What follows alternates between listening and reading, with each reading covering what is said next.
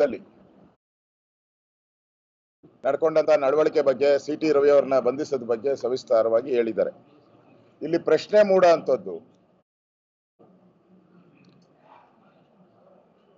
ವಿಧಾನಸೌಧದಲ್ಲಿ ಪಾಕಿಸ್ತಾನ ಜಿಂದಾಬಾದ್ ಅಂತ ಒಬ್ಬ ರಾಜ್ಯಸಭಾ ಸದಸ್ಯರ ಬೆಂಬಲಿಗರು ಹೇಳಿದ್ಮೇಲೆ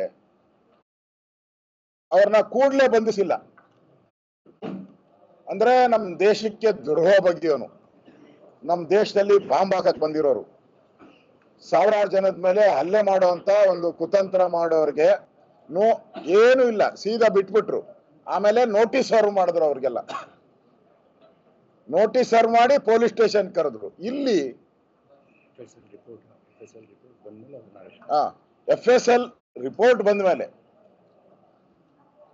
ಅವ್ರನ್ನ ಬಂಧಿಸುವಂತ ಪ್ರಯತ್ನ, ಬಂಧಿಸಿದ ಮೇಲೆ ಅವ್ರಿಗೆ ಬಿರಿಯಾನಿ ಏನು ಕಬಾಬ್ ಏನು ಎಲ್ಲ ಸಪ್ಲೈ ಮಾಡಿದ್ದನ್ನು ನಾವು ನೋಡಿದ್ವಿ.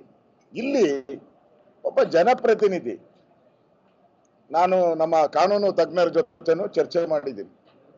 ವಿಧಾನ ಪರಿಷತ್ತಲ್ಲಿ ನಡೆಯುವಂಥದ್ದು, ವಿಧಾನಸಭೆ ವಿಧಾನ ಪರಿಷತ್, ಇವತ್ತು ನಮ್ಮ ಲಾಯರು ಕೂಡ ಕೋರ್ಟಲ್ಲಿ ವಾದ ಮಾಡಿದ್ದಾರೆ.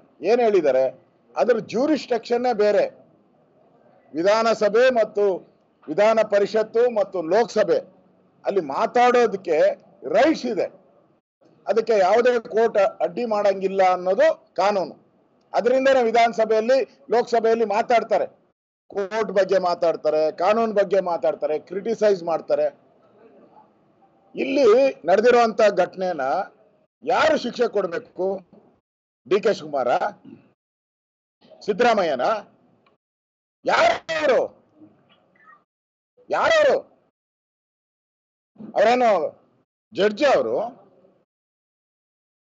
ಅವರು ಹೇಳಿಕೆಯನ್ನ ಕೊಡ್ತಾರೆ, ಕ್ಷಮಾಪಣೆ ಕೇಳಬೇಕು ಅಂತ. ನಾವ್ಯಾಕೆ ಕ್ಷಮಾಪಣೆ ಕೇಳಬೇಕು? ತಪ್ಪು ಅಂತ ಪ್ರೂವ್ ಆಗ್ಬೇಕು. ಫಸ್ಟ್ ಅವ್ರು ಮಾತಾಡಿರೋದು ನಿಜ ಪ್ರೂವ್ ಆಗ್ಬೇಕು, ಸಭಾಧ್ಯಕ್ಷರು ತೀರ್ಪು ಕೊಡಬೇಕು, ಸಭಾಧ್ಯಕ್ಷರು ಕಂಪ್ಲೇಂಟ್ ಕೊಡಬೇಕು, ಅದ್ರ ಮೇಲೆ ಕೋರ್ಟ್ಗೆ ಹೋಗುತ್ತೆ, ಕೋರ್ಟ್ ಅಲ್ಲಿ ಜಡ್ಜು ಗೌರವಾನ್ವಿತ ನ್ಯಾಯಾಧೀಶರು ತೀರ್ಪು ಕೊಟ್ಟ ಮೇಲೆ ಅದು ಕಾನೂನು, ಅದನ್ನ ನಾವು ಪಾಲನೆ ಮಾಡ್ತೀರಿ. ಇವತ್ತು ಏನ್ ಜಡ್ಜ್ಮೆಂಟ್ ಬಂದಿದೆ ಅದನ್ನ ಸ್ವಾಗತ ಮಾಡಿದಿರಿ, ಅದನ್ನ ಪಾಲನೆ ಮಾಡ್ತೀರಿ. ಇದೇ ಕಾಂಗ್ರೆಸ್ ಅವರು ಮೊನ್ನೆ ಕಾಂಗ್ರೆಸ್ ಪಾರ್ಟಿ ಮೀಟಿಂಗ್ ಅಲ್ಲಿ ಏನಿದ್ದಾರೆ, ಕೋರ್ಟ್ಗಳು, ನಾನು ಪತ್ರಿಕೆಯಲ್ಲಿ ಓದಿರೋದು, ಎಲೆಕ್ಟ್ರಾನಿಕ್ ಮೀಡಿಯಾದಲ್ಲಿ ಓದಿರೋದು, ಕೋರ್ಟ್ಗಳು ಈ ನಡುವೆ ಬೇಕಾಬಿಟ್ಟಿ ಜಡ್ಜ್ಮೆಂಟ್ಗಳು ಕೊಡ್ತಾರೆ ಅನ್ನೋ ಕಾಮೆಂಟನ್ನು ಕೂಡ ಮಾಡಿದ್ದಾರೆ. ಅಂದ್ರೆ ಅವ್ರಿಗೆ ಸಂವಿಧಾನ ಪುಸ್ತಕ ಇಟ್ಕೊಂಡಿರ್ತಾರೆ, ಕಾನೂನು ಮೇಲೆ ಗೌರವನೇ ಇಲ್ಲ.